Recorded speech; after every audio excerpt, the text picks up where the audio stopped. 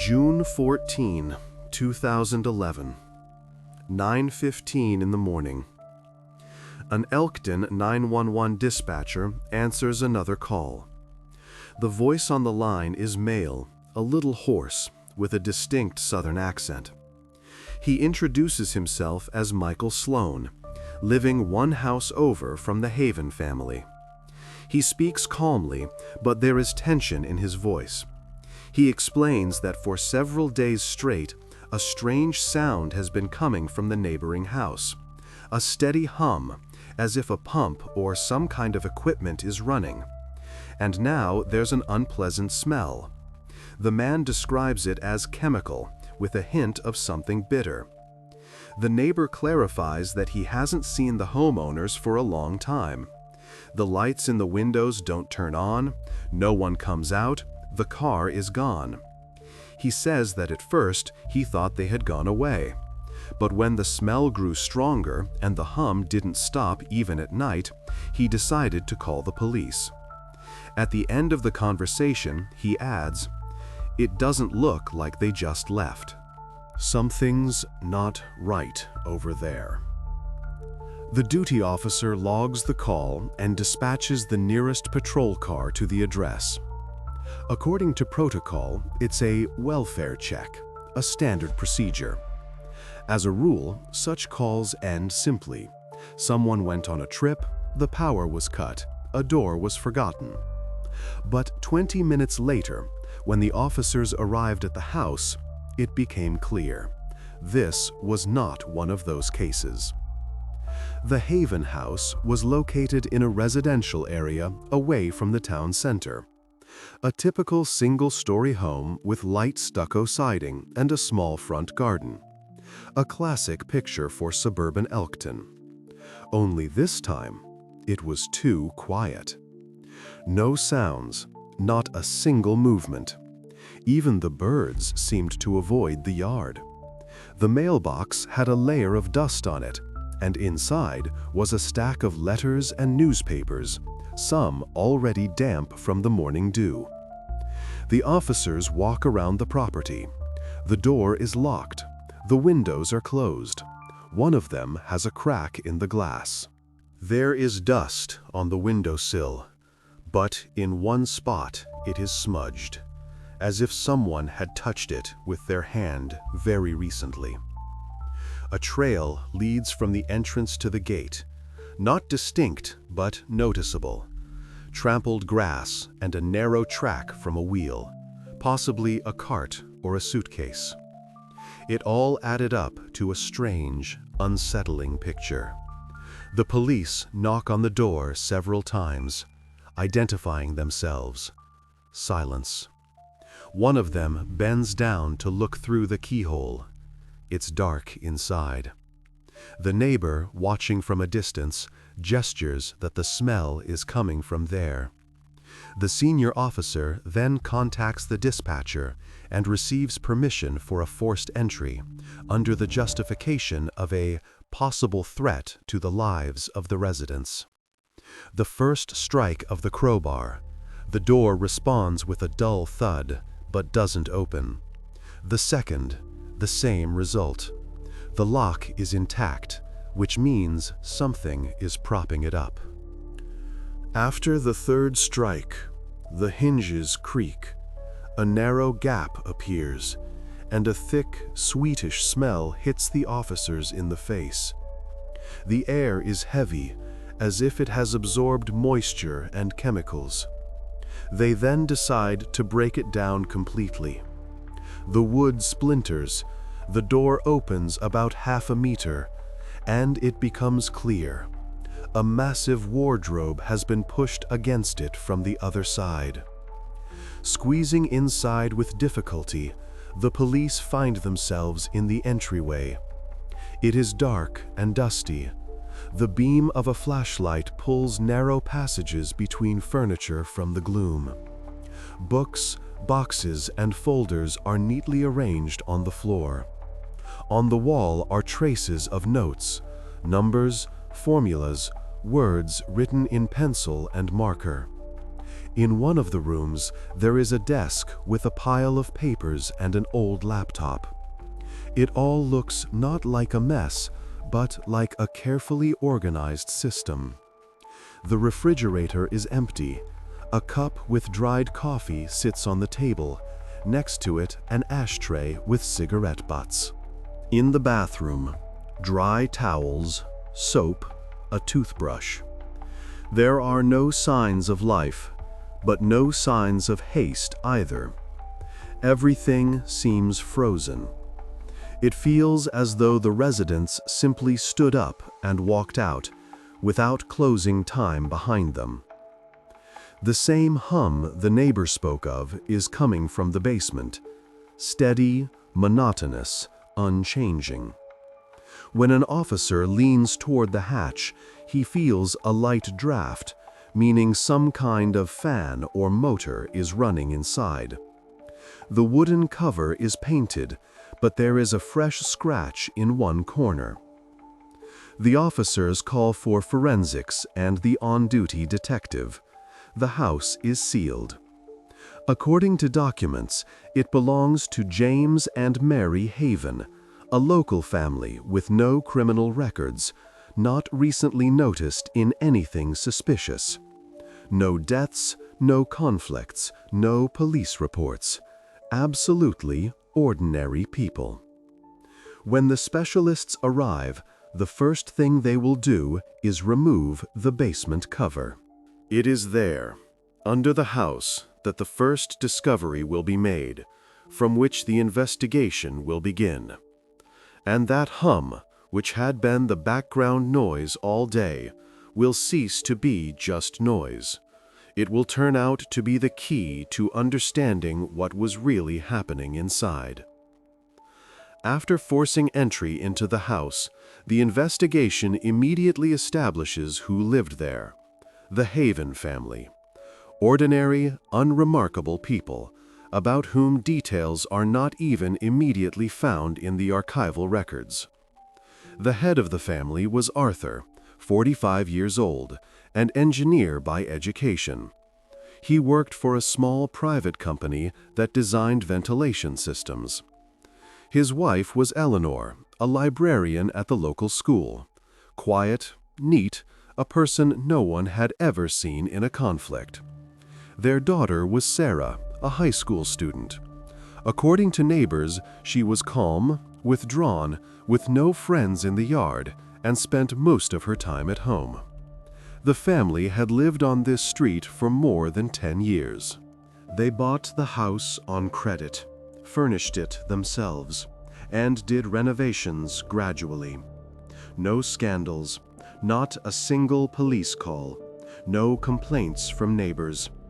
The Havens were literally invisible. No one remembered them having guests. Even holidays were quiet, no music, no loud parties.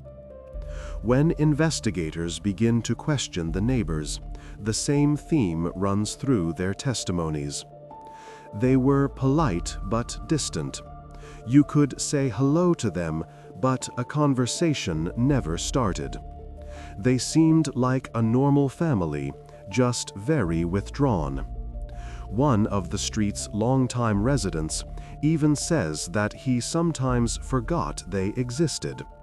The house seemed to switch off from the general life of the neighborhood. But something starts to raise alarms. Several people recall that last year, Arthur stopped driving to work. The car would stand by the house for weeks. When his colleagues are questioned separately, it turns out Arthur was fired almost a year ago.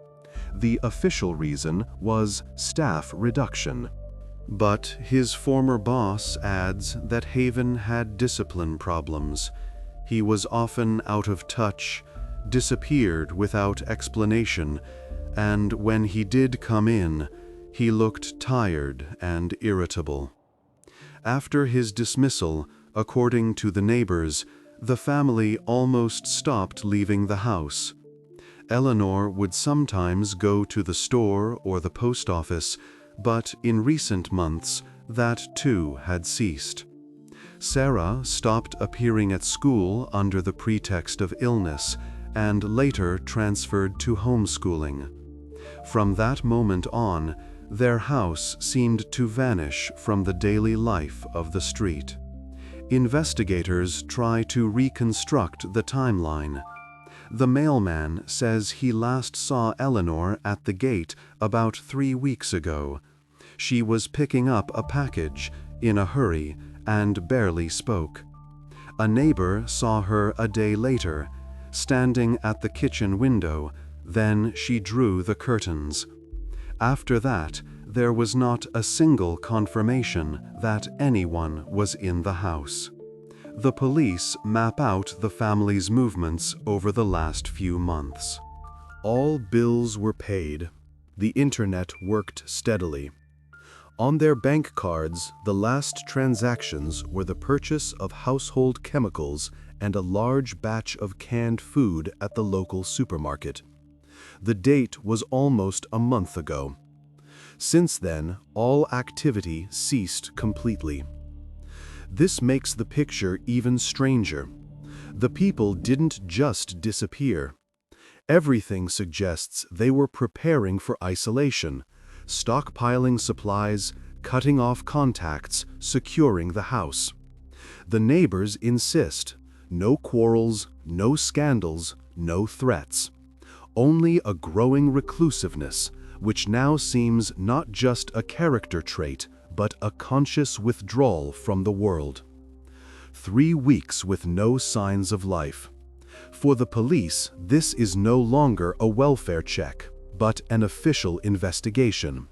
The house becomes a crime scene, and now investigators can begin their work inside. In the basement, that same hum can still be heard, and it is the key to what was happening behind those curtained windows. When the forensics team first enters the Haven house, it feels as if they have walked not into a living space, but onto a meticulously prepared set. The inspection begins by the book, documenting the condition of the rooms, taking photographs, collecting initial evidence. But within minutes, it becomes clear. Everything here is governed by some internal, incomprehensible logic. The windows in all the rooms are painted from the inside with thick black paint. The glass is matte, opaque. No light gets through at all. Even the small ventilation grills are sealed with tape. It's the same in every room, as if the residents deliberately tried to cut themselves off from the outside world. Heavy curtains drawn from the outside are additionally nailed in place. The house is literally hermetically sealed. Not a single ray of light, not a single glance from outside could get in. Then there's more. During the inspection, it becomes clear that movement through the house is restricted. The doorways between rooms are blocked with stacks of books, fused together with construction adhesive. Sometimes, the books are matched by color or size, as if someone attached special meaning to it. The passages between rooms are narrow, with barely enough space to squeeze through sideways. On the shelves and the floor are jars with some kind of dried mixtures, the smell of which is reminiscent of a solvent. The room that was, judging by the furniture, the living room, has been completely transformed into something else. The walls are covered with thousands of numbers written in marker. They are arranged in neat rows, without spaces, running up to the ceiling and under the baseboards. The first impression is chaos, but upon closer inspection, it's clear there is an order to these writings. The lines are aligned, and each begins with the same sequences. It seems someone was systematically calculating something. The photographer takes pictures while the detective dictates.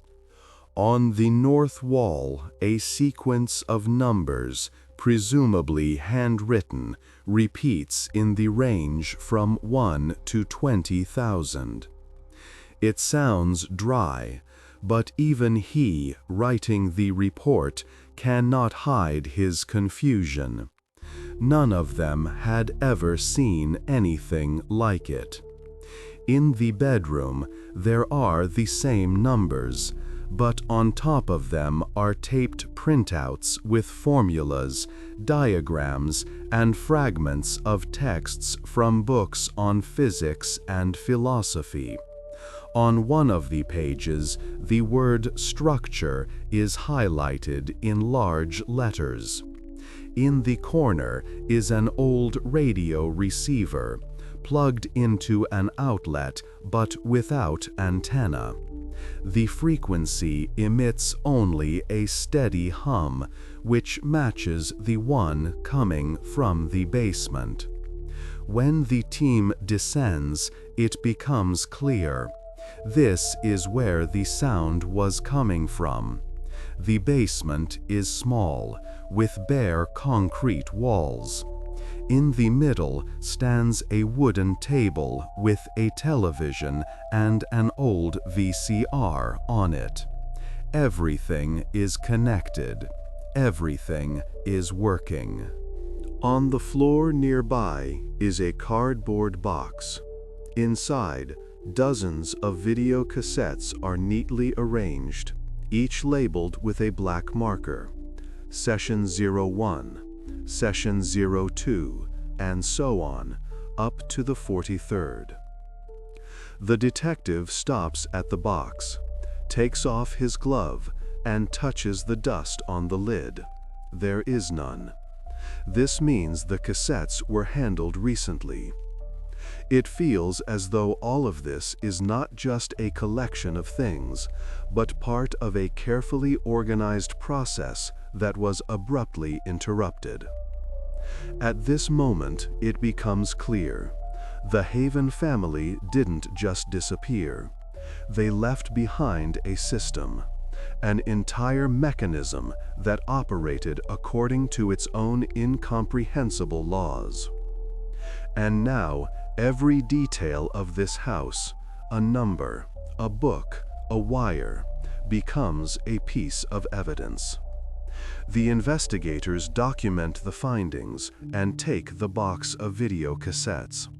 The viewing is scheduled for the next day.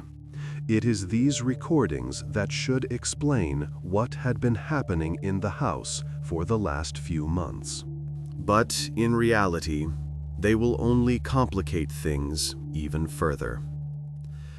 The viewing of the cassettes is scheduled for the next morning. The room at the police department is darkened, the windows curtained, so the image on the old monitor isn't lost in the glare. 2 detectives, a forensic analyst, and an operator documenting the process are present. The cassettes have been seized as evidence, each numbered and sealed. The first one is opened carefully to avoid damaging the tape. On its side, written in black marker, May 18, 2011. This is about 3 weeks before the neighbors reported the family missing. The detective inserts the cassette into the VCR. The mechanism noisily grabs the tape, and the screen flickers with static. A few seconds of gray snow, then an image appears. The camera is stationary, aimed at a wall. There are no people in the frame. An empty living room, a corner of the sofa is partially visible. Stacks of books on the floor. The lighting is artificial, as if from a desk lamp. The background is completely silent. A minute passes, then another. Nothing happens on the recording. The detective holding the report glances at his colleague. He says nothing. time passes. The picture doesn't change. Only the faint hiss of the videotape and a muffled hum, which could just be the sound of the equipment running, can be heard occasionally. Only after several minutes does movement appear in the frame. In the right corner, a man emerges from the shadows.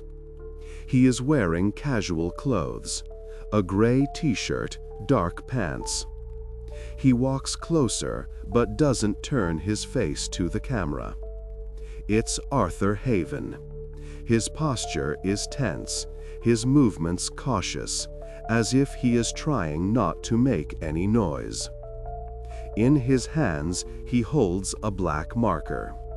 He approaches the wall, where the first lines of numbers are already visible, and begins to write more. He does it calmly, almost mechanically. His hand moves along a line, as if following a predetermined plan. The camera remains still. Not a single word. Not a sound, except for the scratching of the marker on the wall. After a few minutes, he steps back, examines what he has written, then exits the frame. The camera remains on for a long time. The detective fast-forwards the recording. The image speeds up. Arthur returns again and again. Sometimes he writes, sometimes he erases, sometimes he just sits motionless in front of the wall. Periodically, he leaves. The light goes out, then comes back on. It feels as if the recording was continuous, without editing, as if he were documenting the process. On the second half of the cassette, another shot appears. Arthur is sitting at a table. In front of him is a laptop, its screen flashing with tables and lines of code. He writes something in a notebook, then pauses and looks directly into the lens. For a few seconds, he just sits in silence, then stands up, walks to the camera, and turns it off. After the viewing, the detectives make a note. The cassette recorded the actions of Arthur Haven. No signs of panic or violence observed. Behavior is calm and consistent. Motive is unclear. The second cassette is loaded immediately. It shows the same wall, but now with more numbers. The entire surface is covered in dense text. The camera is in the same position, as if it had never been turned off.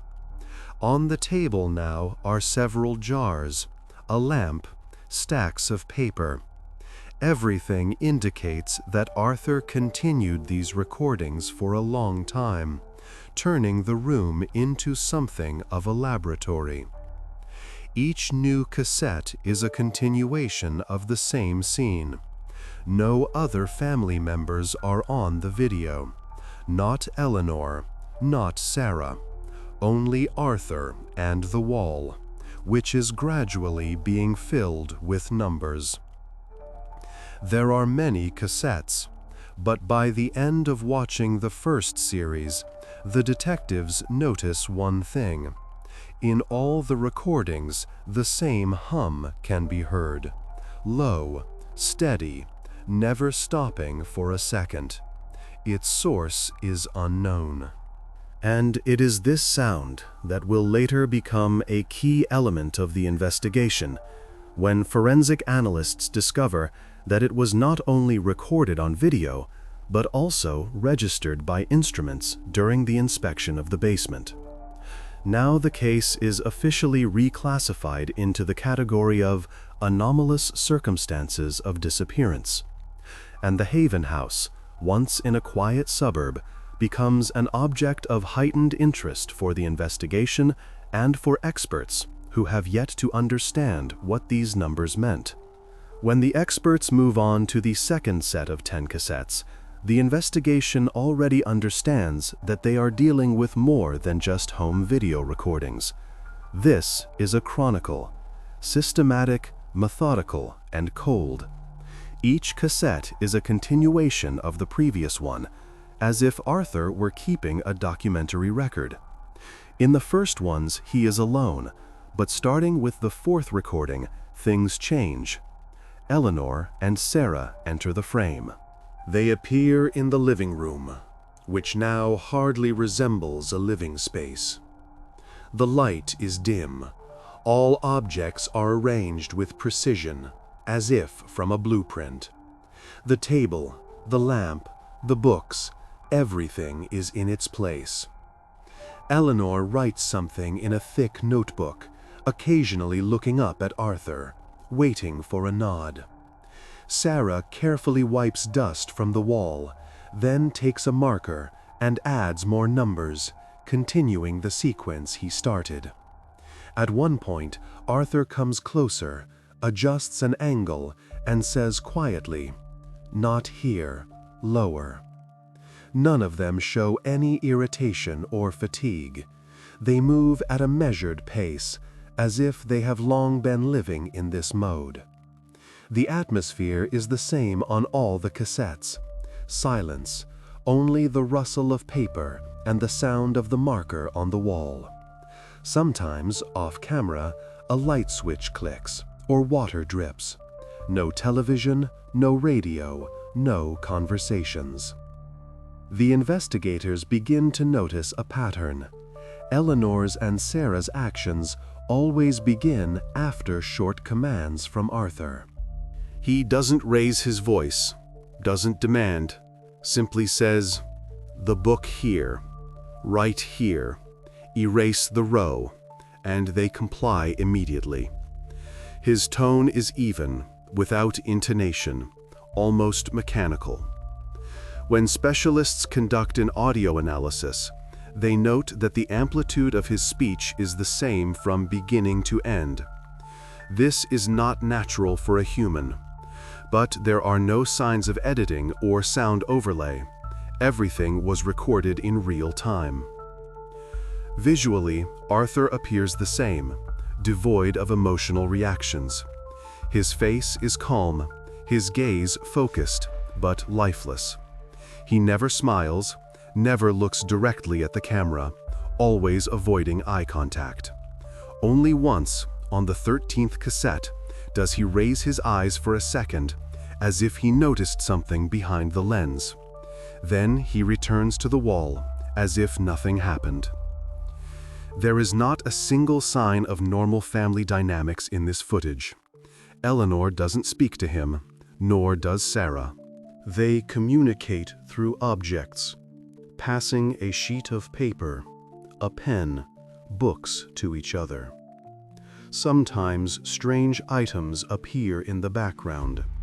Plastic containers with labels, empty bottles, pieces of insulation, wires leading to the basement. It all looks like part of a unified scheme, but no one understands what it means. The investigators notice another detail. The clothes of all three do not change. For weeks, they look the same, as if time inside the house has stopped. Dust doesn't accumulate. Things don't move. Books remain in the same places. This suggests that either they lived in a perfect system of control, or the recordings were created intentionally, with a pre-planned visual order. On the 15th cassette, Arthur finally says more than one sentence.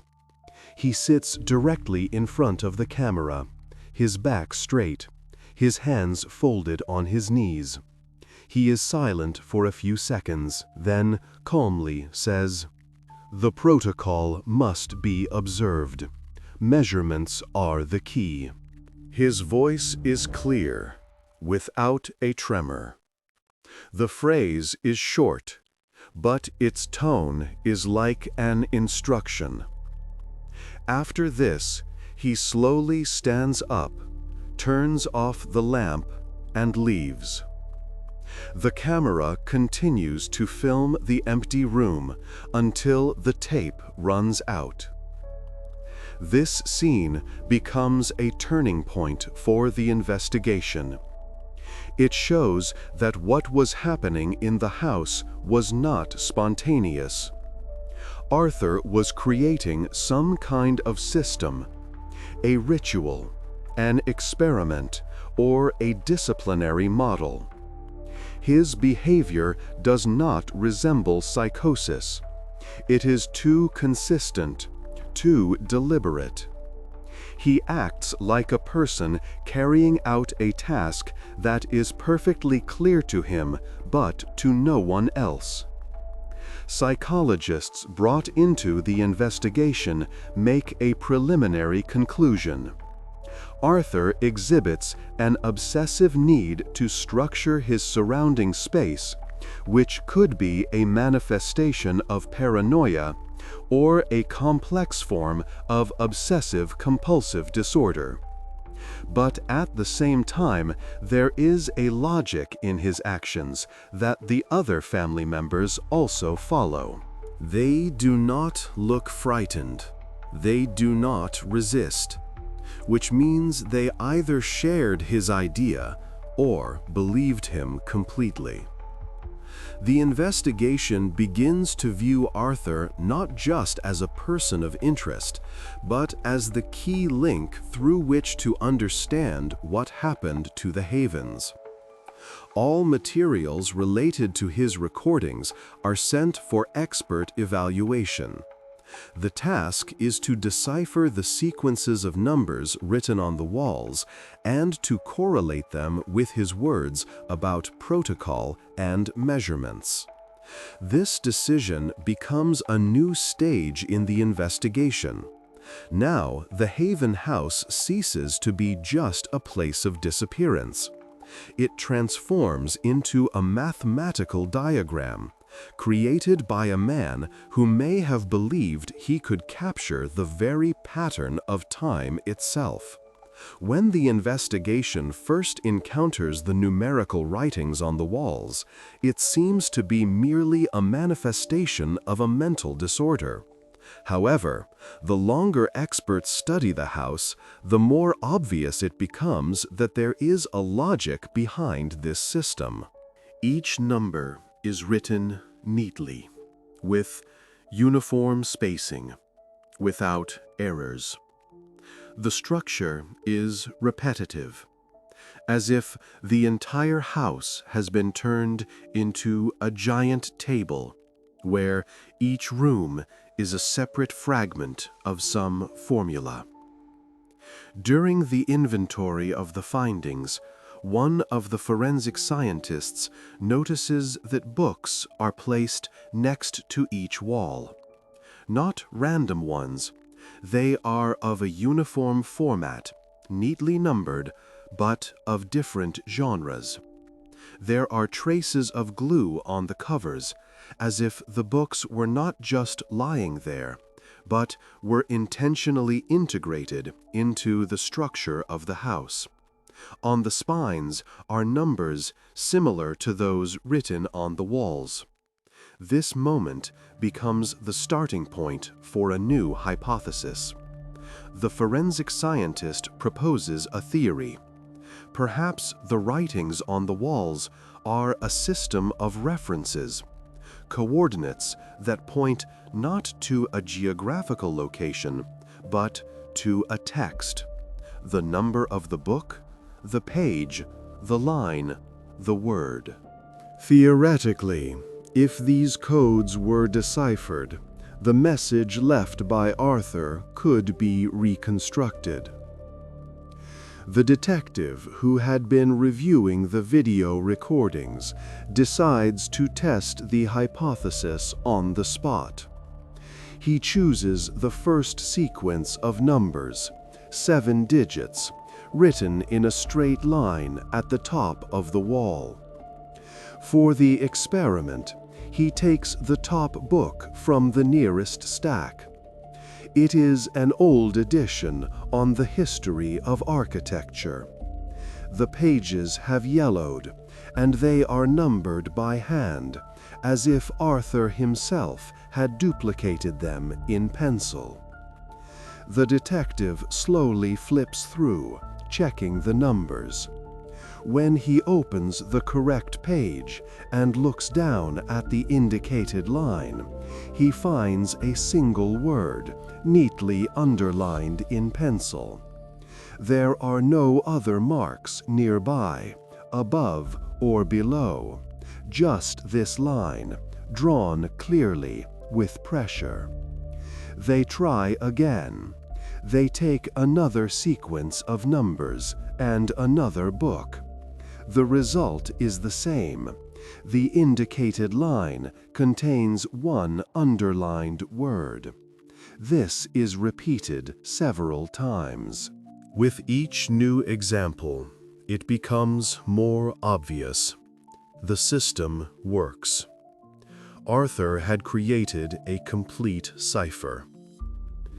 The forensic team begins to build a correspondence table. Each line from the wall is a separate phrase. Over time, the words begin to form sentences. The first fragments make no sense. A collection of phrases like angle at an angle, time in reverse, fix the step. But then the structure evens out. The words become more coherent, and the specialists realize Arthur left a message. Not an emotional one, not a confessional one, a technical one. It is written in dry language, like an instruction or an algorithm. The strangest part is that the sequences from different rooms, when connected, continue each other. From this, it follows that the entire house was part of one giant text, distributed throughout the space. The walls, the books, even the furniture, everything participated in building the system. Experts describe it as an architectural code. Every element had a meaning, every book its place.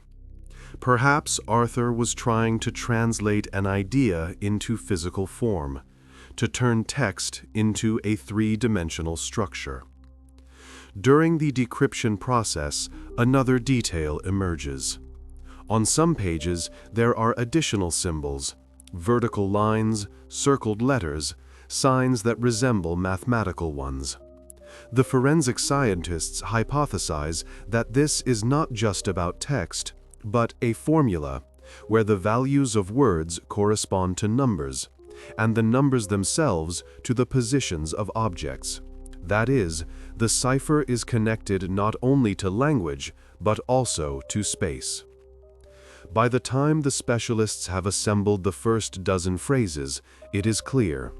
Arthur was not writing random numbers. He was creating a system that could be compared to an algorithm. In one of the deciphered lines, the expression appears, "Fixation point beyond observation." This statement has no obvious meaning, but sounds like part of a theoretical document. The investigation concludes. Arthur was not just trying to record events, but to create some kind of model, possibly an experimental one. Now, no one perceives him as a man who has lost his mind. He becomes a researcher who went too far with his own idea. This discovery completely changes the direction of the investigation. If before the Haven House seemed like just a sealed-off sanctuary, now it becomes clear. It had been turned into a machine, a system within which everything was subject to a single logic. The only question is what it was created for. The next stage is to find out what the words from the encrypted text mean. It is this that will lead the investigation to the first real breakthrough concerning what exactly Arthur Haven was measuring.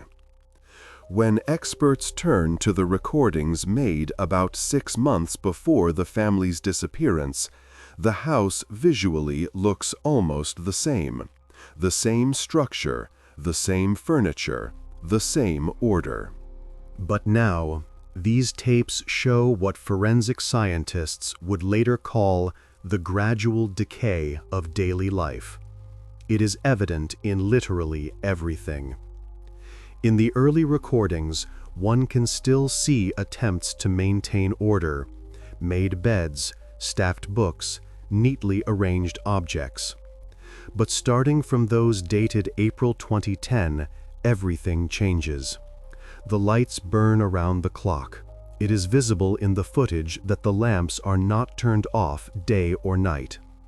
The curtains are constantly drawn, the windows painted over more thickly. It seemed the family had completely given up on natural light. In one video, the camera is set up in the kitchen.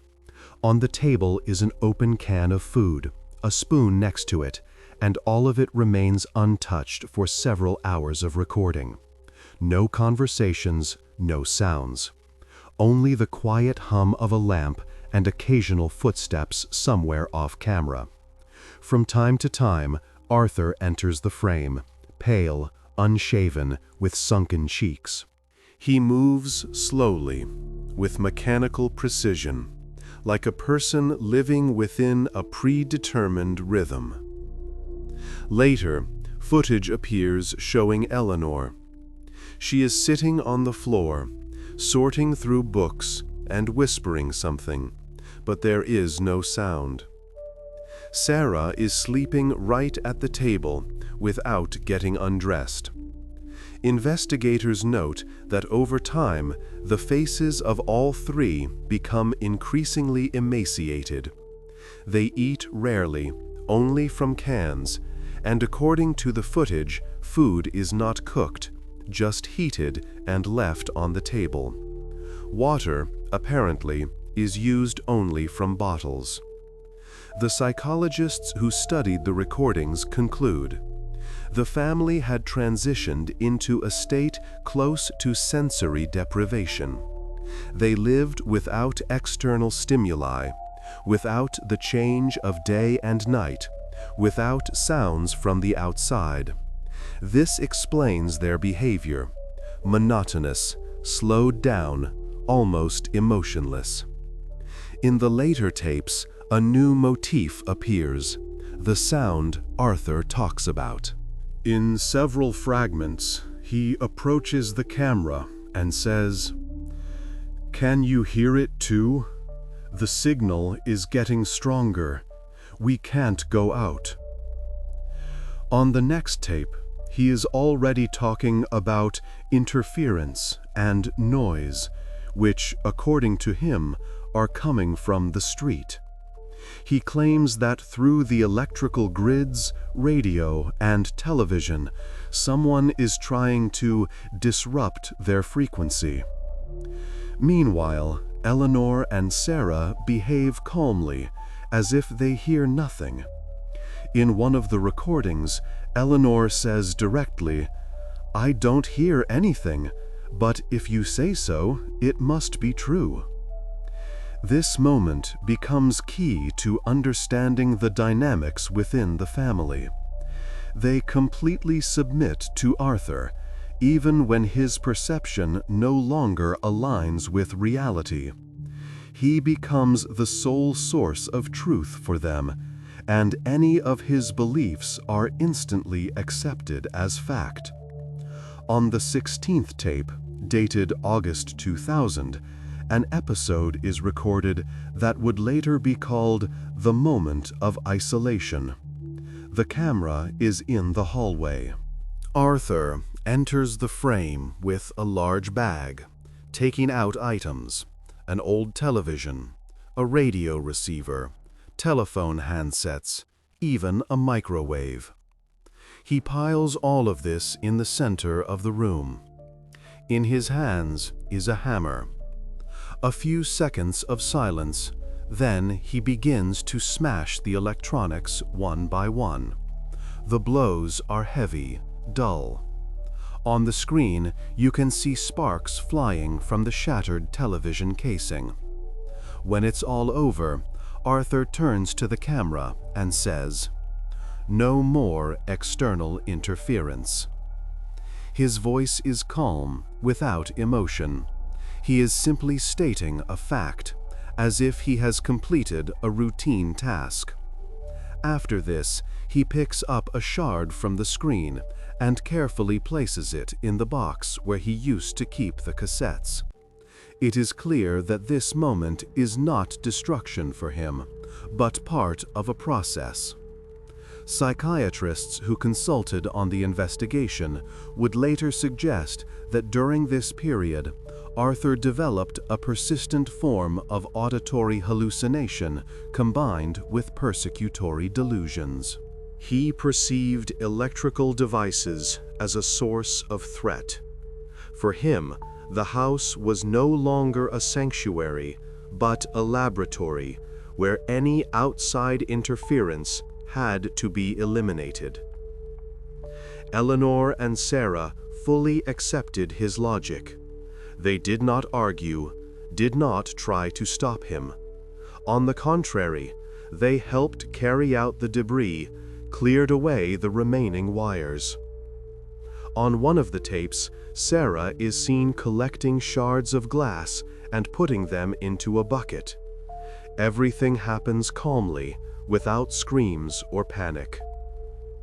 This episode becomes the last in the sequence where they can still be seen together. After this, the recordings sharply decrease. The following cassettes contain less and less material, more silence, long pauses, and empty rooms. The house seems to be dying from the inside. The investigation marks this moment as a turning point. It was here that the family finally lost contact with the outside world. Everything that happened next happened inside. And, as further analysis will show, it was this internal space that would become the key to understanding their disappearance. After the analysis of the numerical codes reached a dead end, the investigation returned to the video recordings. This time, they were not watched in normal mode. Each second was scrolled through manually, frame by frame. The goal was simple: to find what might have been missed the first time. Attention was paid to the smallest details, to micro-movements, to shadows on the walls and glimmers of light. It is often in such seemingly insignificant trifles that what was not meant for prying eyes is hidden. One of the operators from the investigative team, a man with an almost morbid attention to detail, notices something strange. On one of the cassettes, dated November 2010, the camera is set up in the living room. Arthur is standing by the wall, writing another sequence of numbers. At the same time, in the background, almost in shadow, Sarah is visible. She is sitting on the floor, and it seems as though she is simply sorting through something next to the books. But if you pause the frame and zoom in, it becomes noticeable that in her hands is not a sheet of paper, not a book, but a small, dark notebook. She is writing in it. The shot lasts only a few seconds, but the expression on her face at that moment is completely different from all the other recordings. It is not detached or submissive. She looks down with concentration, like someone doing something against the rules, but who cannot help doing it. Then she suddenly looks up, directly towards the camera, and instantly, almost reflexively, she hides the notebook under a pillow, after which she moves out of the frame. This episode becomes the point where the investigation first encounters something personal, something not part of Arthur's system. Everything that had happened before looked like a carefully constructed order, where no one had the right to their own actions. And here, a violation. a hint of internal protest, of an attempt to record one's own truth. After this shot, the team re-watches the other recordings, hoping to see anything similar. But the notebook never appears again. Not in anyone's hands, not in the background, not among the objects in the room. The theory of its existence becomes almost a legend within the case, something of a phantom clue, until a decision is made to conduct another search. This time, the task is precise: to find that very notebook. A warrant is issued, and the team is reinforced. The house had already been sealed 3 times, but now the search turns into a slow, meticulous reconstruction of every meter. Sarah's room becomes the main focus. Her things, left without visible changes, create a sense of time that has suddenly stopped. Everything is in its place. Books, clothes, boxes, old toys. Everything seems to be waiting for someone to touch it again. One of the officers, an experienced investigator known for his pedantry, begins the inspection with personal items. He methodically checks drawers, flips through books, taps on walls and furniture, all to no avail. But then his gaze settles on an old rag doll sitting at the head of the bed. They don't make them like that anymore. Clearly handmade, with uneven seams, its face, drawn in ink, slightly faded. He picks up the doll, weighs it in his hands, and feels something rustling inside. Not plastic, not stuffing, a dense object. He carefully cuts one of the seams and pulls out a small notebook, soiled with dust. The cover is cracked, the pages have yellowed, but it's all intact. On the cover, written in ballpoint pen, is a single word: measurements. This discovery becomes a turning point. Until this moment, the investigation had been dealing with Arthur's version, his system, his numbers, his explanations. Now, there is an opportunity to see everything through another person's eyes. Someone inside this closed world had been observing, analyzing, recording all this time, but not in numbers, in words. Experts begin examining the notebook right on the spot, carefully turning the pages to avoid damaging the paper. The handwriting is hesitant, small, but legible. The first entries are ordinary notes, dates, phrases like "he's counting again," "ran out of paint today," "mom didn't sleep." But the further in, the denser the text becomes. Between the lines appear diagrams, arrows, phrases like "he doesn't hear a sound, but a rhythm," and "if the wall is a code, then where is the end?" All of this was written by a person who was not just observing what was happening, but trying to understand its meaning. And although the entries are fragmented, they convey a sense of fear, doubt, and an attempt to find a way out. When the notebook is delivered to the lab and decryption begins, the investigators encounter something they did not expect. Many of the entries echo phrases from Arthur's numerical codes. This means that Sarah was not just an observer. She was a participant in what was happening, but it seems she understood it in her own way. The discovered notebook transforms the Haven case from a story of collective isolation into a story of internal resistance. Now, the investigation has a second perspective: human, subjective, vulnerable.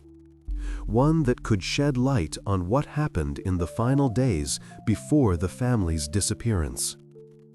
And it is from these pages, filled with a trembling hand, that a new version of what really happened in the Haven House will begin to emerge.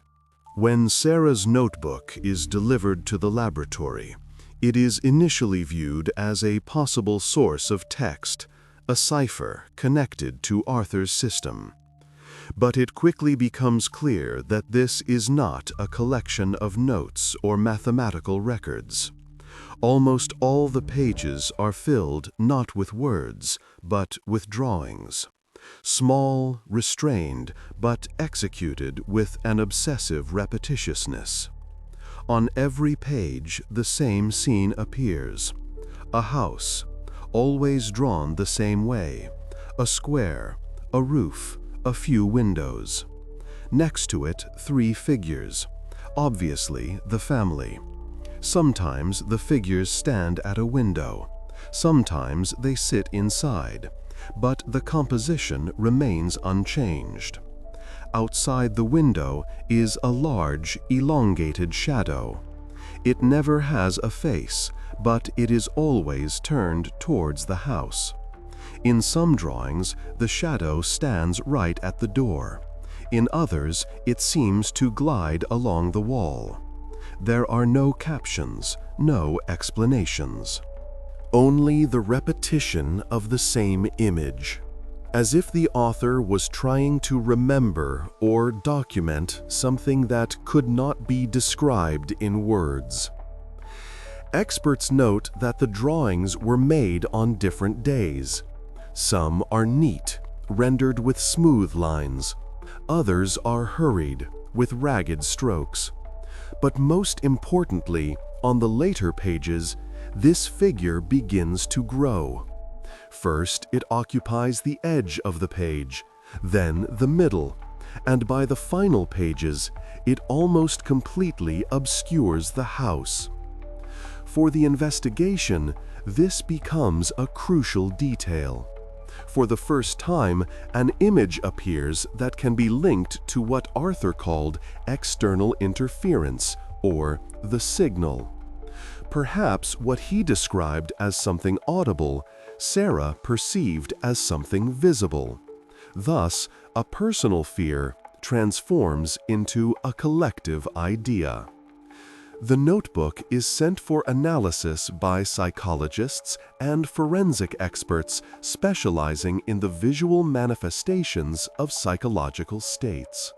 Simultaneously, they begin to analyze the video recordings to determine how the family's behavioral dynamics changed. The viewing takes place in the presence of a forensic psychiatrist, Professor Lawson, a specialist with experience in cases involving family isolation. Lawson describes Arthur as a person with pronounced signs of paranoid thinking.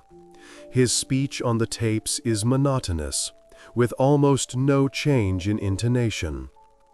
He rarely addresses family members directly, more often saying "we," as if the entire family is a single system, not separate individuals. He constantly repeats the same formulas. Check the noise level, fix the coordinates, do not go beyond the boundaries. As the recordings progress chronologically, they become more uniform and his behavior more ritualistic. Eleanor, according to observations, assumes the role of an assistant. She supports the structure, but shows no initiative. Sarah, on the other hand, initially follows instructions, then becomes increasingly distracted, wanders off, looks away, which is especially noticeable in the final recordings.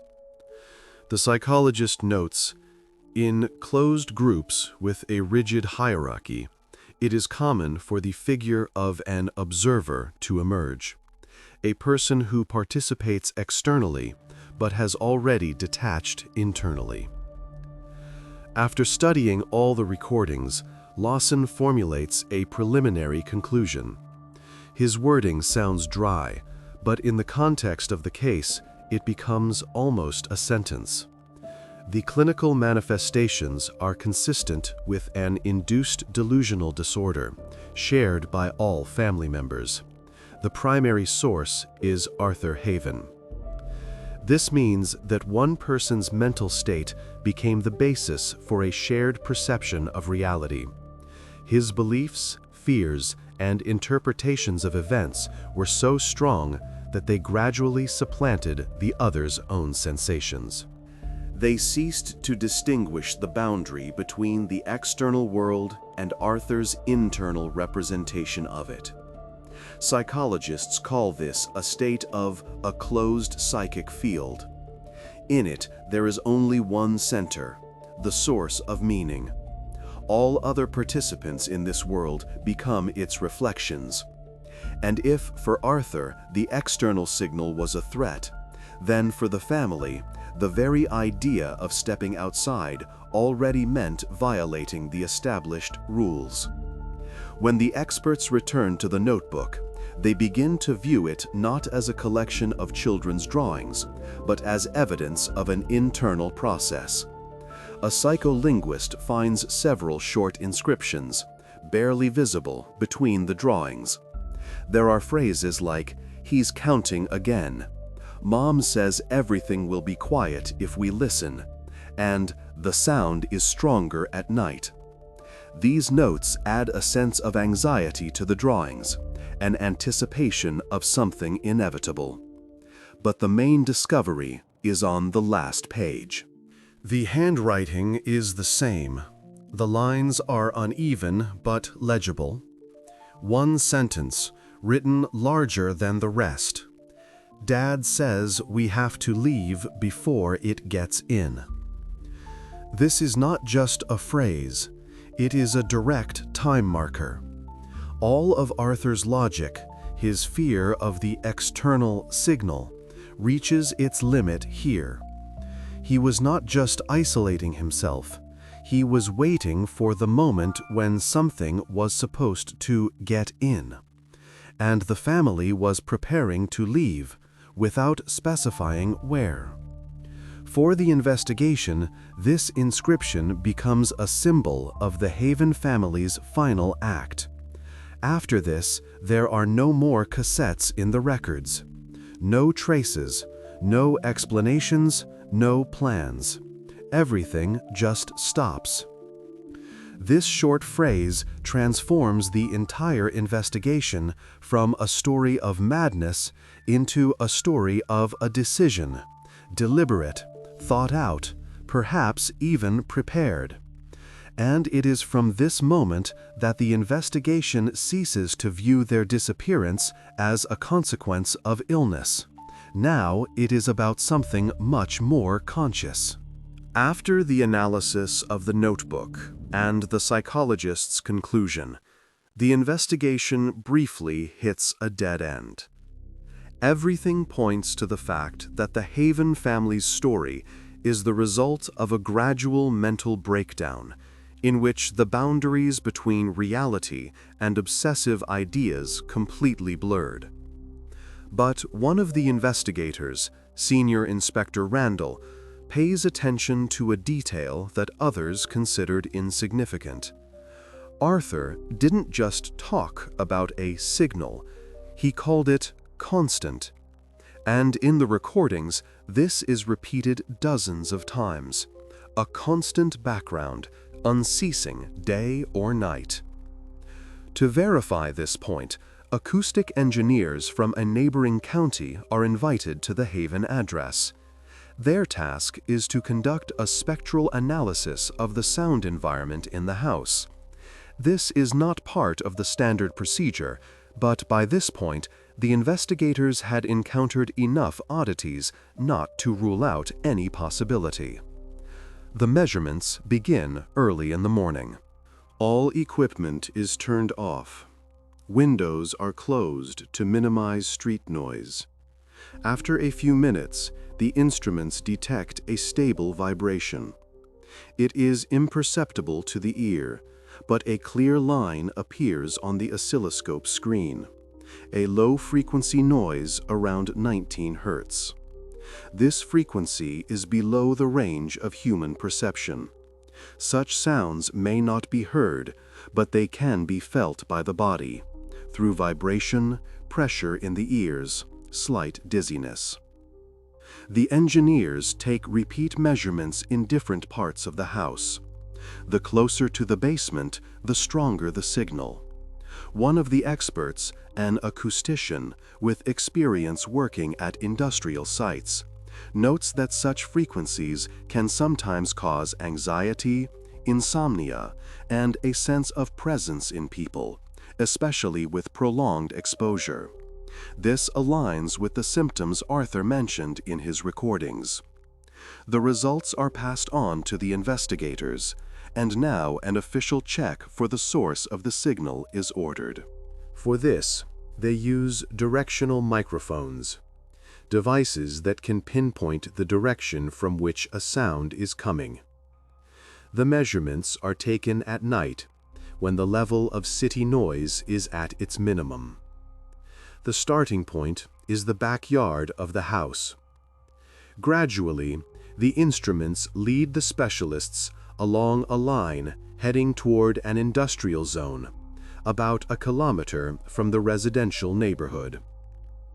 They follow the route, noting the signal level every 100 meters. The noise grows stronger near a series of metal towers and concrete structures. An old city electrical substation, built back in the 70s. The area is fenced off, but the on-duty staff allows the engineers inside. When the specialists enter the machine hall, the measurements show a peak in vibration. One of the transformers emits a low hum that can be felt even without instruments, a slight tremor in the chest, almost unnoticeable but persistent. The engineers quickly find the cause, a defect in the core's insulation, which causes the metal elements to vibrate with microscopic amplitude, creating constant infrasound. At first glance, the malfunction poses no danger, but under certain conditions, if a person is nearby for a long time, especially in an enclosed space where the vibration is amplified, it can cause mild psychophysiological effects. In some people, this manifests as anxiety, in others as a feeling of pressure, or even vague auditory hallucinations. The engineer's conclusion is delivered to the police 2 days later. The wording is brief. Source of sound identified. Electromechanical defect in transformer at substation number 7. Exposure level does not exceed safe standards. Possible subjective perception of low-frequency vibration may explain citizen complaints. This explanation becomes the very rational anchor the investigation had been searching for. The signal Arthur spoke of actually existed. It was physically palpable, but not dangerous. Under normal circumstances, it could have been simply ignored. However, in conditions of isolation, stress, and constant tension, this hum could have become the catalyst for a mental breakdown. Psychologists would later compare this effect to auditory perceptual aberration, when the brain, unable to find the source of an irritation, begins to interpret it as something meaningful. Arthur, with his technical background, likely tried to explain the sensations through the lens of a logic familiar to him, mechanical, precise, based on measurements. Thus, the idea of a signal was born, behind which stood something more than just sound. The investigation now has a clear line. The combination of low-frequency hum and prolonged social isolation could have been the trigger for the entire chain of events. However, this conclusion is not reassuring. If we assume that the family truly perceived this signal as a threat, then their subsequent actions, self-isolation, sealed windows, destruction of electronics, become not madness, but irrational perhaps, but logical within their internal coordinate system. The engineers repair the malfunction at the substation, and the hum disappears. But for the investigation, this no longer matters. By that point, the Haven family was already gone. All that remained were the recordings, the inscribed walls, and dozens of hours of video footage where the same ritual is repeated time and again. Numbers, lists, codes, and always Arthur, convinced that they were acting for their salvation. Paradoxically, it was the rational explanation of the signal that strengthened the investigation's initial theory. It became obvious there was no external interference. Everything that happened was a consequence of human perception pushed to its limit. And now the investigation's task was not to search for an external source of threat, but to understand what made these people take the final step when the sound finally fell silent. By this point, the investigation had processed everything related to the last year of the Haven family's life. Recordings, belongings, digital traces, neighbor testimonies. But the deeper they delved, the more obvious it became. The explanation for their isolation and fear lay not in what had happened in recent months, but much earlier. When a system begins to collapse, its root is almost always in the past. And one day, a detective from the analytical department makes a suggestion to conduct a full biographical check on the family, with an emphasis on medical archives and vital records. Officially, this is a routine procedure, but the results of this check change the direction of the investigation. In birth and family records, a line is discovered that was not mentioned in any interview or police file. Besides Sarah, another child is listed in the Haven family, Michael. Date of birth, 2004. In the date of departure column, there is a note, 2009. This discovery shocks the investigation. No one at the school archives or among the neighbors knew about him. There was not a single photograph in the house, not a single personal item that would remind of his existence. Everything that could have pointed to him seemed to have been erased. Further inquiries into hospital archives confirm Michael Haven died at the age of 5. The diagnosis was a rare degenerative disease affecting the nervous system. The illness progresses slowly, but inevitably. At the time, medicine could offer no treatment. Medical records show that Arthur and Eleanor consulted dozens of specialists, even considered experimental programs, but all efforts ended the same way, in refusal. Michael's death occurred 2 years before Arthur was fired from the factory. And it was after this moment that the family began to gradually distance themselves from the outside world. First, absences from work, then the sale of their car, the cessation of social contacts, a change in their circle of friends. According to neighbors' recollections, during that period, Eleanor stopped going to the library where she had worked for almost 10 years. And Sarah stopped attending school and switched to homeschooling, even though she had been a successful student before. All of this falls into a logical sequence: loss, isolation, the formation of an internal mythology in which the house becomes the only safe space. And it is this idea of safety that now begins to sound different. When the investigators return to the video recordings, they are already watching them from a different perspective. Now, every fragment, every phrase from Arthur is perceived not as a manifestation of madness, but as an attempt to hold on to something lost. On one of the cassettes, filmed shortly before the family's disappearance, Arthur is sitting in the basement, at the same table where the VCR would later be found. The camera is stationary. The sound is weak but discernible. He is not speaking to anyone in particular, but as if to himself.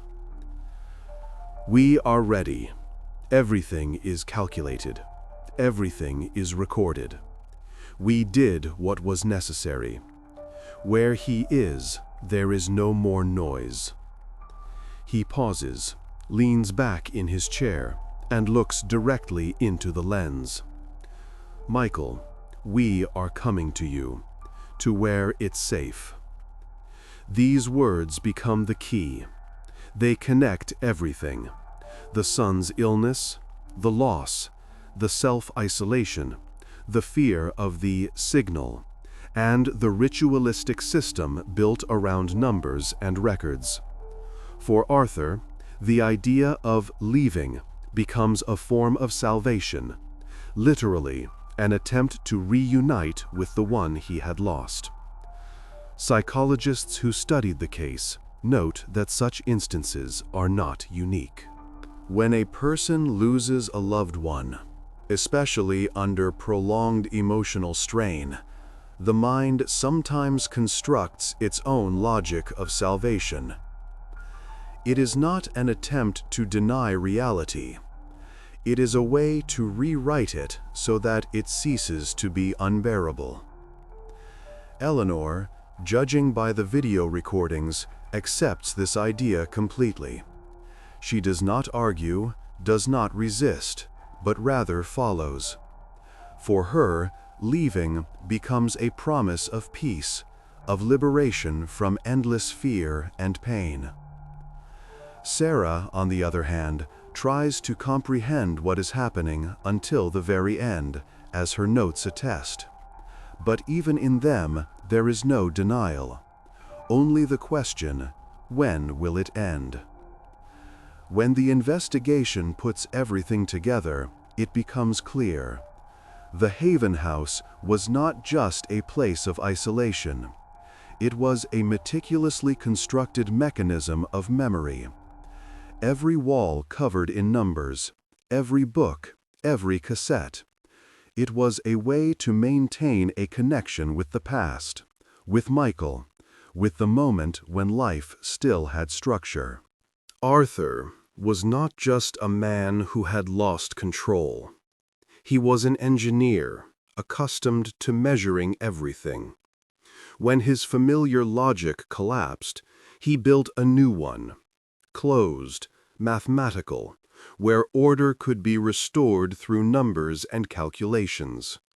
He could not reconcile himself with chaos, and so he transformed grief into a system. The phrase, "to where it's safe," now sounds different. It is not just an image from his delusion, but a point where reality and belief intertwined. And if you look at everything that happened from this perspective, it becomes obvious.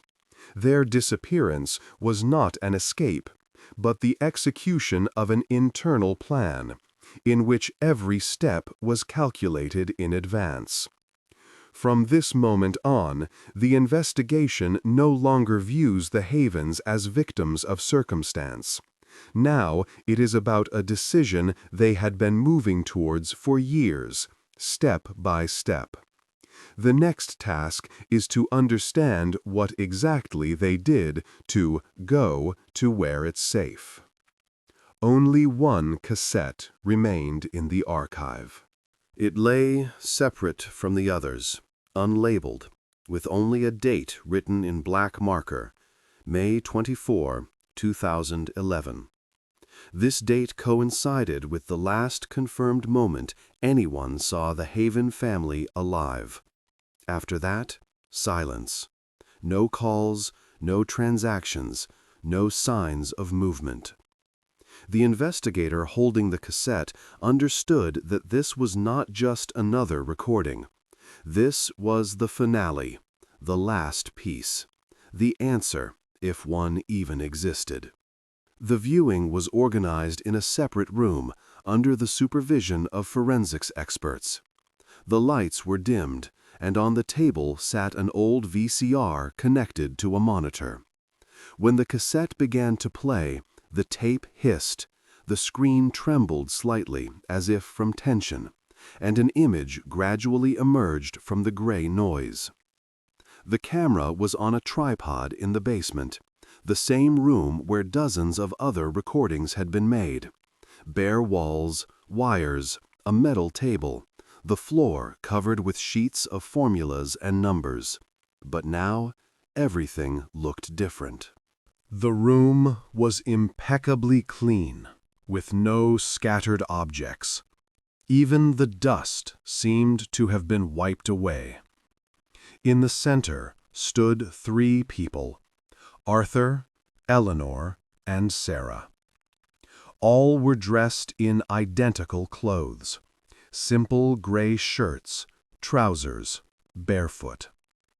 Their faces were calm, focused, without a trace of panic or doubt. For the first few minutes, they just stood in silence. Then Arthur took a step forward.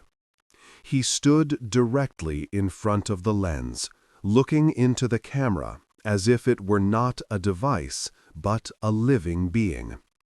His voice was low, steady, and from his first words it was clear.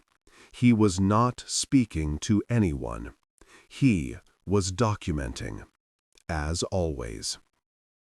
Protocol 24. Cycle completion. He paused, turning his head towards Eleanor and Sarah. They stood motionless, their eyes lowered, arms crossed over their chests. Arthur looked back into the lens. Preparatory phase complete. Barriers established. External interference eliminated. Process stabilized. His voice did not tremble. He delivered it all like an engineer reporting on a completed task. There were no emotions in his phrases, only structure. Clear, logical, terrifyingly rational. Then he stepped to the side, revealing the wall. On it were neatly drawn rows of numbers applied with a black marker. But now lines had been added, intersecting in the shape of a symbol, like coordinates, but with a broken symmetry. Below was an inscription, also handwritten: Transition, Ascending Circuit. Arthur placed his palm on the wall as if testing its strength. Then he turned back to the camera. We are ready. After this, silence. We are going to the other side. He said it calmly, almost with relief. Then he nodded as if giving an invisible signal. Eleanor walked to the table and picked up a small notebook, the same one later found inside the doll. She pressed it to her chest and said softly, "Now everything will be quiet." Sarah stood slightly behind, her gaze not on her parents or the camera. She looked to the side, at the stairs, as if seeing something there that the lens couldn't capture. Her lips barely moved, without a sound. After that, Arthur approached the camera and placed his hand on the power button, but didn't press it. He lingered for a second, leaning closer, so that the screen was filled only with his face. And he uttered one last phrase. "If you are watching this, it means the barrier worked. Do not try to open the circuit." A click. He stepped back, and the camera continued to record. In the frame, the three of them could be seen heading towards the far corner of the basement. There, behind a shelf, was a hidden door, low, metal, which hadn't been noticed in other recordings. Eleanor opened it, revealing darkness beyond. They entered one by one. Arthur went last. He did not look back. The door closed. The click of metal echoed through the room. After that, nothing. The camera remained on. The image was static. An empty basement. A still frame. A faint hiss in the background. This continued for 4 hours. Sometimes the focus sensor would trigger on its own, as if reacting to movement, but nothing happened in the frame. When the recording cut off, a brief flash of white noise appeared on the screen, followed by blackness. The investigator watched until the end, without fast-forwarding, the entire time. 4 hours of silence.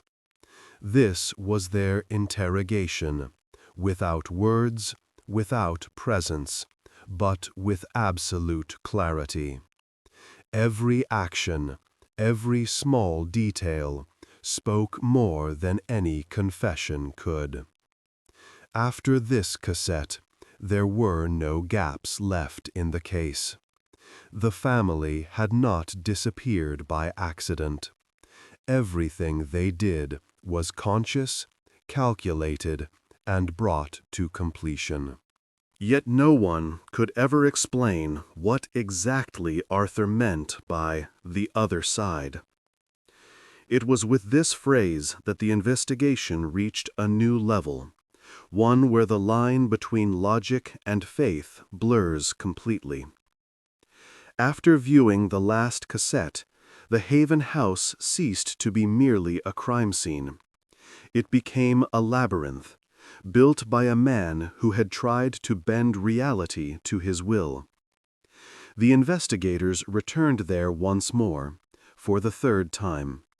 This time, not to analyze recordings or symbols on the walls, but to answer a single, specific question. How did the family leave the house if all the exits were locked from the inside and the windows were boarded shut? The house was examined thoroughly. Attic, basement, floors, ventilation shafts. Anything that could have been an escape route, a dead end, or a passage. All of it was sealed. But in the final recording, they left. This meant a physical path existed, and finding this path became the key task. A construction expert specializing in old buildings was called to the scene. The Haven House was built in 1954 and had been renovated several times since. Old utility plans were found in the archives, but they did not match the current layout of the rooms. This was especially true for the basement, the very one where the camera had been set up. The team descended. The space felt almost sterile. After the initial inspections, dust and debris had been cleared, but the air was still heavy, with a distinct smell of dampness and metal. Traces of formulas and numbers were still visible on the walls, but no one was looking at them anymore. All attention was focused on the architecture. The engineer walked along the walls, tapping the concrete with a rubber mallet. The sound was dull, even, until he reached the far corner, behind a tall shelf of canned goods. There, he heard something different. A dull thud, and a faint echo, as if there was space behind the wall. The shelf was carefully moved aside. Behind it was a section of masonry that looked slightly different from the rest of the surface. The concrete was a darker color, the texture less grainy. It seemed the wall had been rebuilt relatively recently.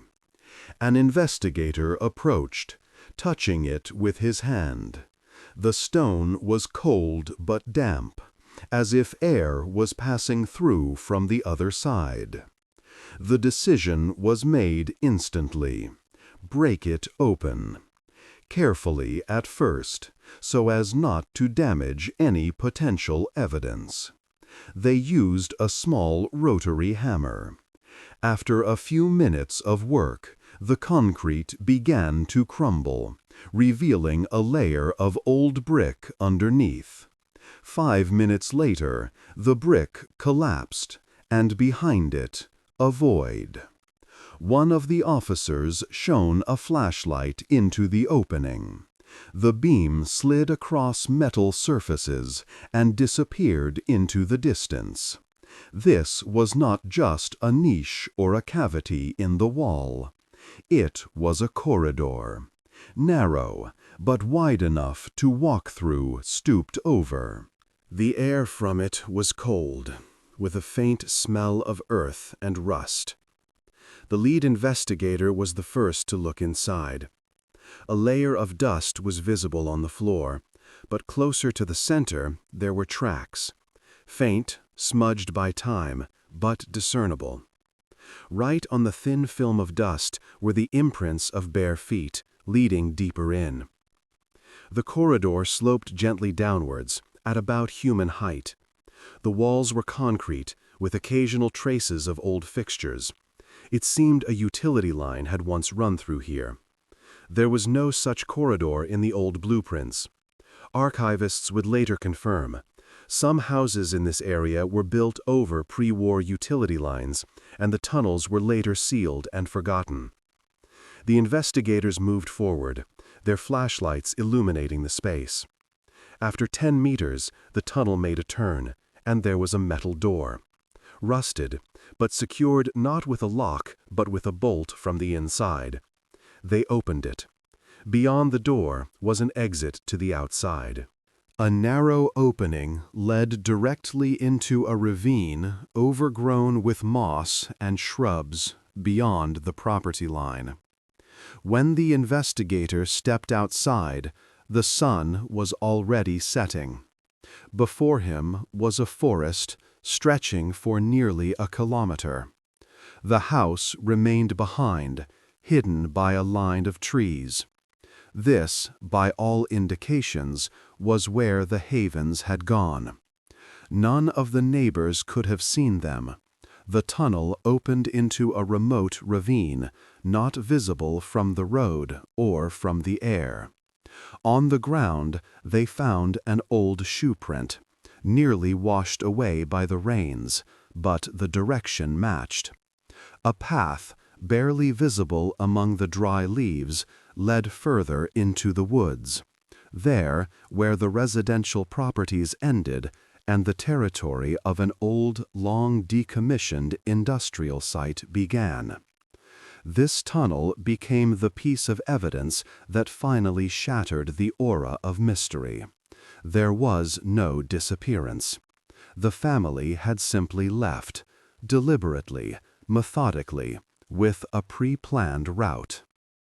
Every step, every inscription, every symbol on the walls, it was all part of a single plan.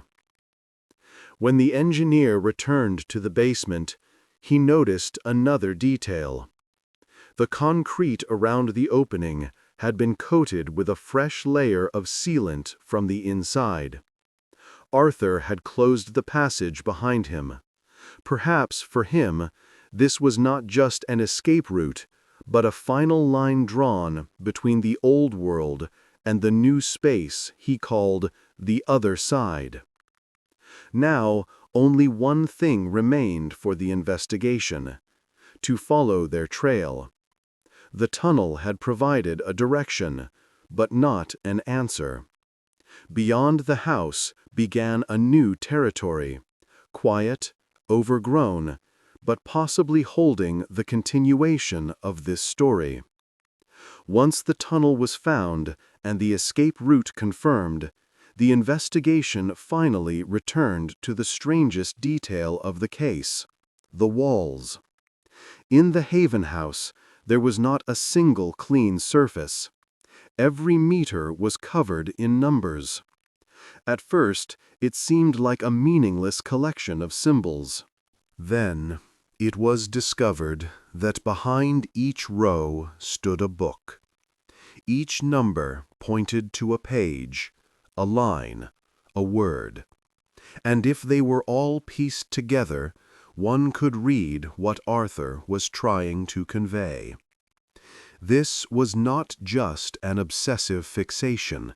It was a message, a code, left by someone who was certain it would only be understood after he was gone.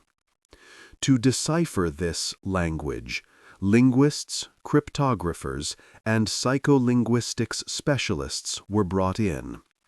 The work took months. Thousands of lines, hundreds of books, cross-referenced tables, and the comparison of numerical combinations. Every number, every mark was checked by hand. It was all like archaeology. Layers of meaning were peeled away one after another, but instead of logic, chaos was revealed. Sometimes the same number pointed to different words. Sometimes pages were simply missing. Sometimes the codes led not to words, but to blank spaces. This was not a message. It was a trail of thought. An attempt to record something that defied language. The linguists tried rearranging fragments, searching for recurring structures. But there was no syntax at all, no sentences, no grammatical connections, only words thrown into space, as if the author was not trying to convey meaning, but to capture a rhythm. Some combinations were repeated dozens of times, like mantras. Others appeared only once and were never seen again. This was not a text in the usual sense. It was a stream, raw pieces of consciousness that literally gave the linguists headaches. When the material was processed, it was visualized. The result was a strange picture, a cloud of words, stretched into an asymmetrical shape resembling a funnel. In the center were a few words that were repeated most often. They became the key, the final confession of Arthur Haven, his own kind of testament, encrypted in numbers, lines, and books. The first word was silence. It appeared in almost every combination. Sometimes singular, sometimes plural. For Arthur, silence had a special meaning, not just the absence of sound, but a state where nothing interfered with perception. The second was safety. It followed silence, like a goal. Everything the family did, all their rituals, their isolation, their calculations, it was all aimed at creating a safe space. In their understanding, not a physical one, but a conceptual one. The third was signal. This word, by contrast, almost always appeared in a negative form. Signal is interference. Signal is danger. The signal became synonymous with an external threat for Arthur. Next was door. It appeared as an image, a symbol, sometimes in combination with the words circuit or entrance. Perhaps this is what gave rise to the phrase, the other side. The next was protocol. It appeared on all the cassettes, in all the notes, and was now repeated in the code. For him, the protocol was the law of transition, the order of actions, the guarantee that the process was complete. And the last word was forever. This word was repeated more often than the others, though it never stood next to the rest, always separate, on separate pages, in separate rows, sometimes diagonally, sometimes simply typed out with numbers corresponding to the letters. When the cryptographers finished their work, what lay before the investigation was not a picture of madness, but of absolute conviction. This was not just delusion, it was faith. Faith in the possibility of leaving a noisy, chaotic world and crossing over to a place where silence is not the absence of sound, but a form of existence. Thus their code was completed. Not a confession and not an admission of guilt, but a mathematical prayer. There was no repentance in it, no plea for forgiveness, only a recorded intention, to leave forever. This phrase became the final confirmation that Arthur had seen his plan through to the end.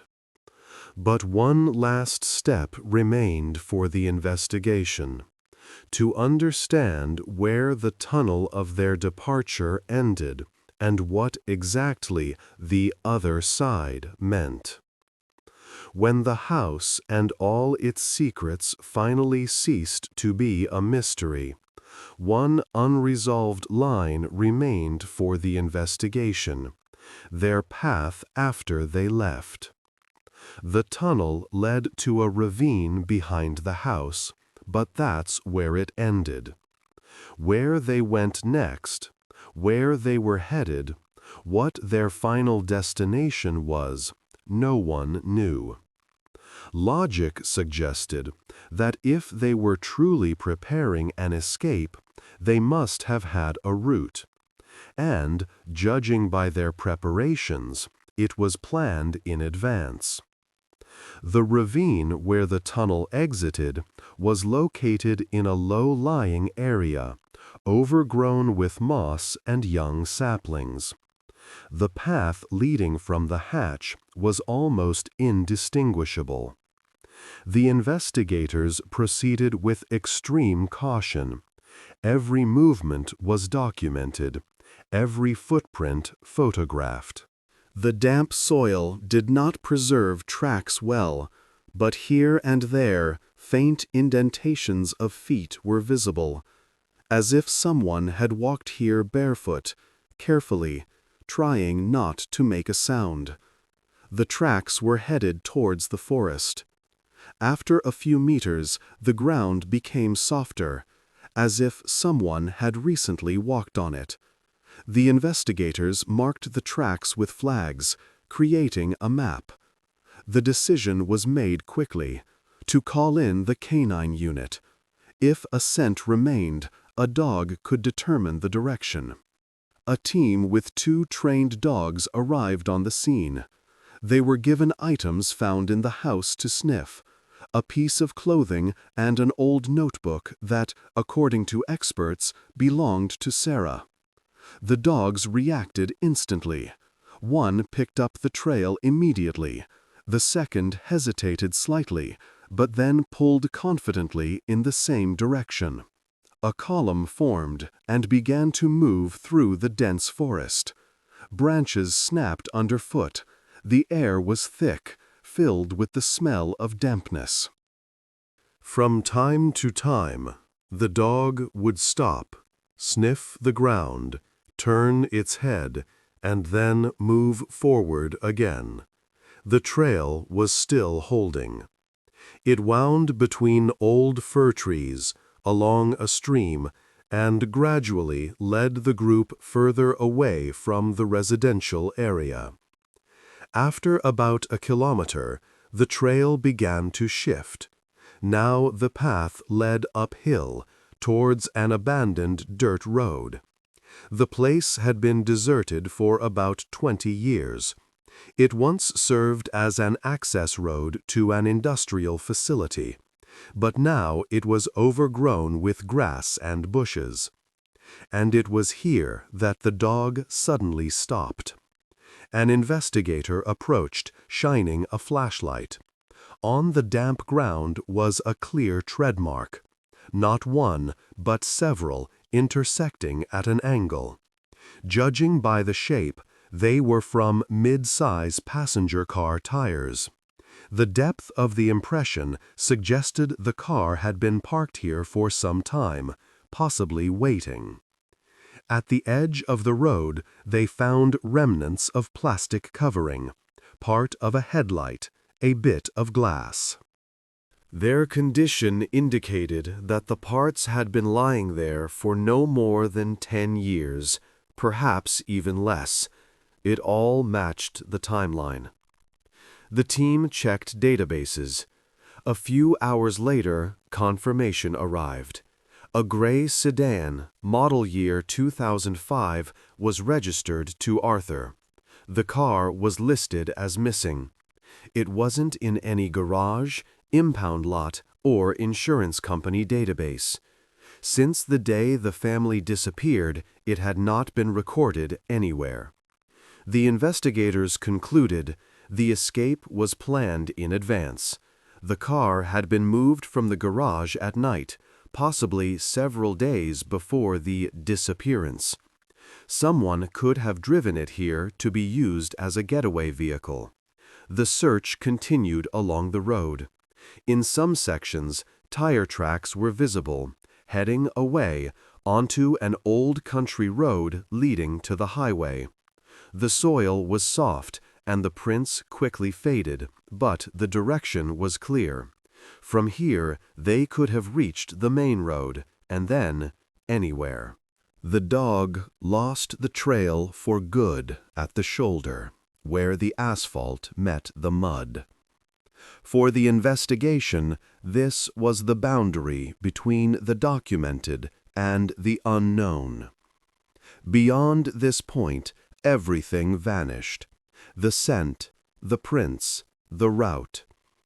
The fact that they had left the house and driven away in a car transformed the entire case from a self-contained mystery story into a real investigation with geography, dates, and routes. It was no longer a legend about a family that dissolved into the walls. It was a carefully planned departure. And now the investigation knew. The Havens were not dead. They had left. An all-points bulletin for the car was issued to all patrols. Model, color, license plate number. Surveillance cameras, highways, gas stations, parking lots were all checked. Anything that could have recorded the vehicle. The investigation officially expanded beyond the city limits, and the Havens case became a federal matter. But even with all the rationality of this version, something remained in the case files that didn't fit into logic. Because in every step this family took, there was a strange, systematic quality, not typical of fugitives. As if they weren't just escaping, they were following instructions, and those instructions were still ongoing. After the alert was sent out to all states, the Haven case gradually moved into the long-term category. The car was sought everywhere, in parking lots, at motels, near abandoned stations, along highways, and in restricted areas. Hundreds of tips, dozens of false leads. In every case, it was the same, a match in make and color, but not the license plates. Months went by, but the result remained the same. Everything was frozen at a single point, as if the story itself would not allow any progress. It was only 6 months later, at the beginning of October, that a report came from a highway patrol on the other side of the country. A car, similar to the sedan in question, had been found in a parking lot at the entrance to a national park, more than 300 miles from Elkton. The patrol officers decided to check it because the car had been sitting in the same spot for too long. When the police opened the driver's side door, it was clear. This was indeed their vehicle. The VIN matched, and even an old scratch on the back door, documented in the database, was the same. The interior was in perfect order. No signs of a struggle, no personal belongings, no notes. The glove compartment was empty. The key was in the ignition. The gas tank was a quarter full. It looked as if the driver had simply parked the car and walked away, without locking it. A check revealed that the car had been in the parking lot for at least 2 months. During that time, dozens of tourists might have seen it, but no one paid any attention. The surveillance cameras at the park entrance had been out of order for a year. The park staff hadn't noticed anything either. The car was parked in a far corner, under the trees. The investigative team arrived on the scene. The area was a dense coniferous forest, with trails leading to a river. The car was surrounded by a layer of fallen pine needles, as if nature itself were trying to hide the tracks. The inspection yielded nothing new. No fingerprints, no hair, no documents. Even the tire tracks leading to the parking spot had been washed away by rain. It all looked as if someone had wanted to leave no trace of their presence here. A search operation began. For 2 weeks, police and volunteers scoured the area, with drones, thermal imagers, and dogs. The search radius was expanded to 20 kilometers. The forests in that region are deep, with swampy areas and patches of old mines and caves.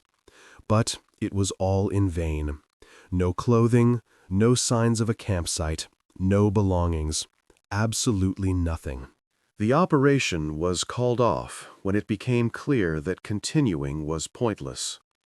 The official report documented the last known location of the Haven family, the parking lot at the national park. After that, the trail went cold. No bank transactions, no registrations, no fuel purchases, nothing. It was as if they had ceased to exist. The case was not closed, but suspended. The wording was dry and official. The Haven family is declared missing. The investigation is suspended pending new information. This decision became a kind of sentence for the investigation, without a trial, without charges, without an answer. All the evidence boiled down to a chain of logical actions that abruptly ended, as if someone had neatly erased the final page. And in the archives, on the last sheet of the case file, a short note was jotted in pencil by the investigator. If they were truly looking for silence, they found it. Thus concludes the official part of this story. But beyond it remain rumors, strange coincidences, and people who claim to have seen Arthur years later, in other cities, under other names. From this point on, The Haven story ceases to be an investigation and becomes a legend. After the investigation concluded, the Haven house stood empty for nearly 3 years. No one dared to move in, although officially the structure was not listed as cursed or condemned. It was just that everyone who came with the intention of starting repairs or an inspection left before the day was over.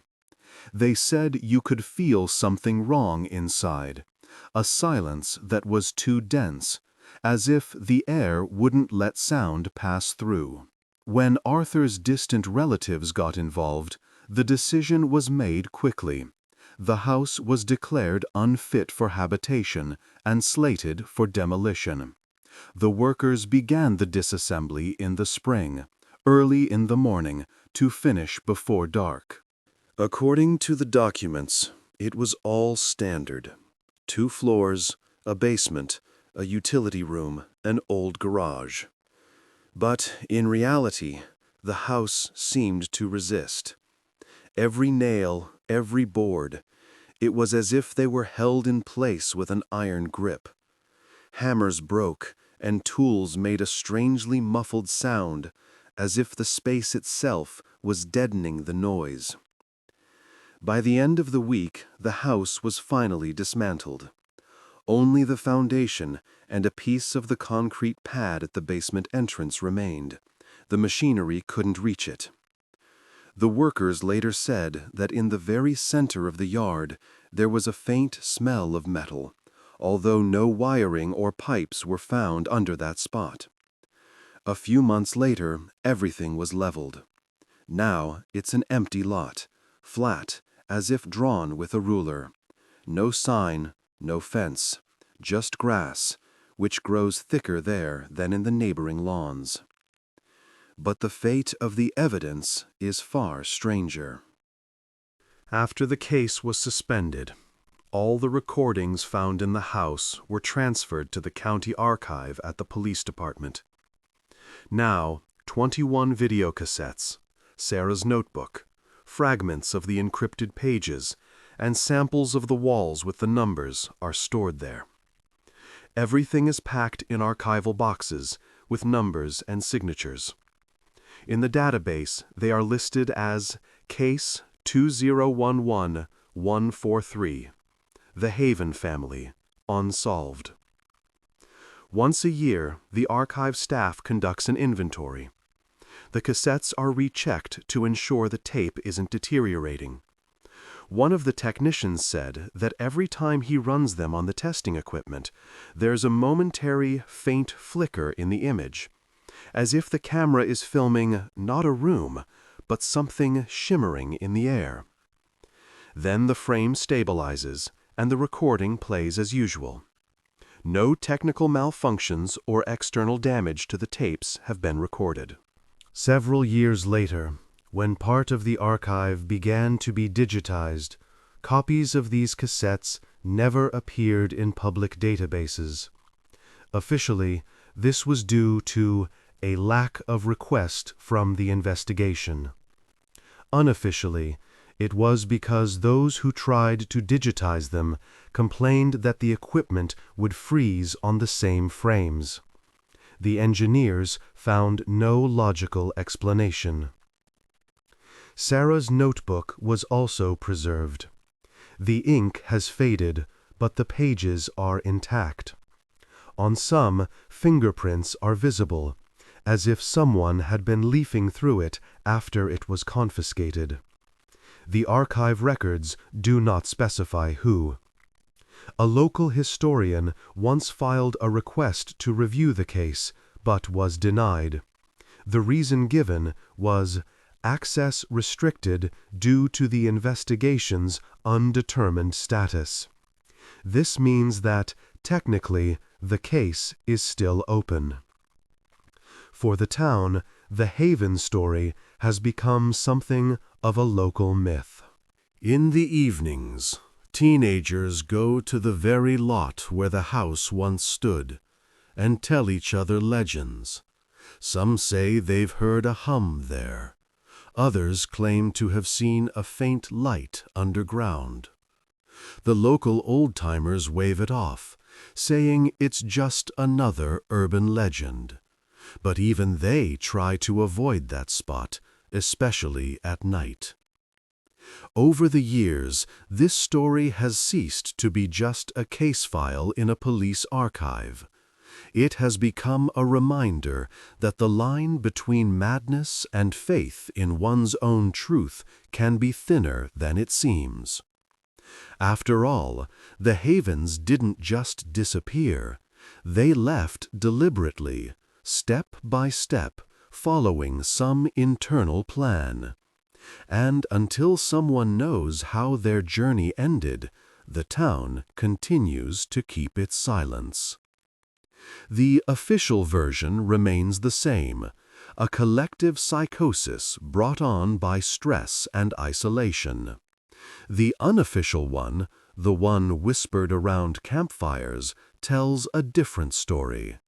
Arthur didn't go mad.